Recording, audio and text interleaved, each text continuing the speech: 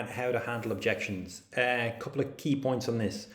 Sometimes objections are because we've missed a step or we've glossed over a step with a candidate. Other times it can just be that some people are like this. Some people just say no at the start. That's just a reflexive kind of approach to things. You'll often see this, you walk into a shop, somebody's like, hey, you're going in to buy something specifically, and they're like, hey, you need any help? No, I'm fine, thanks. Even though you do need help, like you don't know, you're buying a TV, again, the coffee machine recommendation, but your reflexive answer is, no, I'm fine. So sort of bear that in mind. These will happen.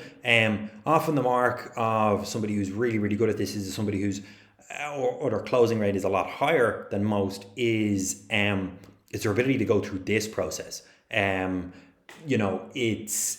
a little bit uncomfortable, especially the first couple of times you do it, but after a while you realize, hang on a minute, this isn't that bad at all. I just need to go through, an additional process with this person.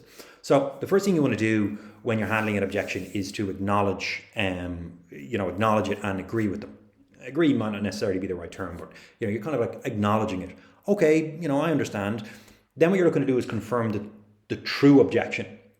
Okay, so people will tell you all sorts of things, but you've got to sort of try and funnel that down into, okay, well, what is it specifically that we're talking about here? So, what you would do in that situation is you'd be like, okay, John, so what you're telling me is you're interested in getting started with us, but price seems to be a little bit of a concern for you at the moment. Is that right? They'll say yes or no or something along those lines. If they say yes, it's great. We move on to the next step. If they say no, you'll follow up with, okay, well, if you don't mind me asking, what is it that's kind of stopping you from getting started on the program? And then hopefully they'll give you the answer again, and then you'll reconfirm it with them. So, okay, so, and again, what you're telling me is you are interested in, but the price seems a little high. Is that correct? And they'll go, yeah. Okay. Then what you do is you go back to your notes on the person's goals and why, okay, and you'll run through that. So, if he's come in and he said, he wants to lose a boatload of weight, etc., it's something like this. Okay, remember, John, you come in today because you want to lose weight, and losing weight's been a goal of yours, and these are your own words, for over 3 years. We decided on a goal of 20 pounds as a good starting point, and we also discovered that if you lost this weight, your quality of life would go up. Think about how much more energy you'll have, and think about how good it will be to get back to your old self. Okay. The next thing then is we relate back to how, our service will help them. This needs to be reasonably short, or as short as you can make it.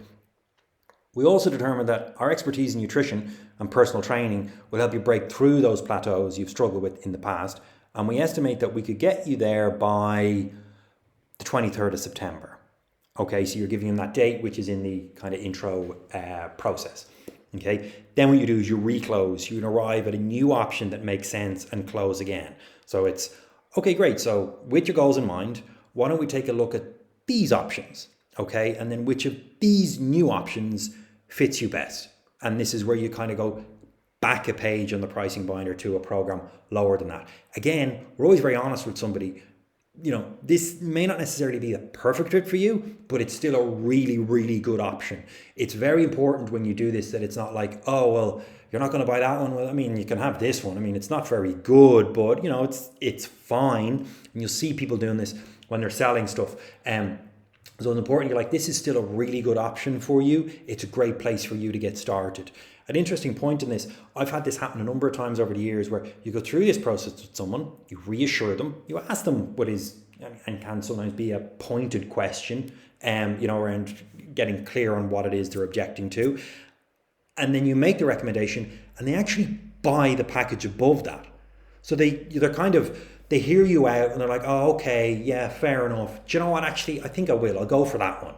Okay. And they buy the one you originally suggested to them. So on that, this is a process that we'll practice, but bear in mind, these things do happen. But just because somebody says no, it doesn't necessarily mean that they do not want to buy. It means you just have to kind of ask a couple of more questions, do a little bit more follow up with them, and then, reattempt to get them to buy a good package.